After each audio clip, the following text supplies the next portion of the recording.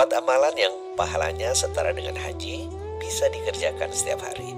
Yang pertama, salat jamaah 5 waktu di masjid.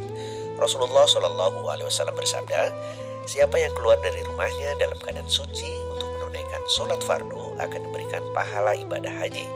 Sementara orang yang keluar rumah untuk mengerjakan sholat duha dan tidak ada tujuan lain seperti itu, maka akan diberikan pahala umrah.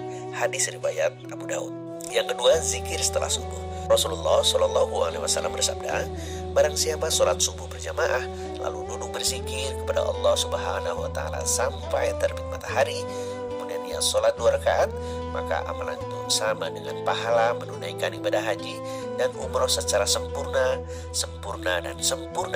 Hadis riwayat At-Tirmidzi dan hasan menurutnya. 3. Pergi ke masjid dengan niat mencari ilmu.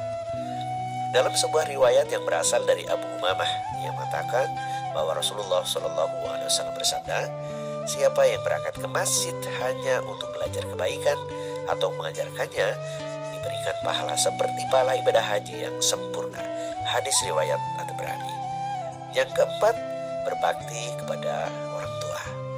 Disebutkan dalam sebuah riwayat yang berasal dari Anas bin Malik radhiyallahu anhu, ia berkata, ada seseorang yang mendatangi Rasulullah SAW dan ia sangat ingin pergi berjihad namun tidak mampu.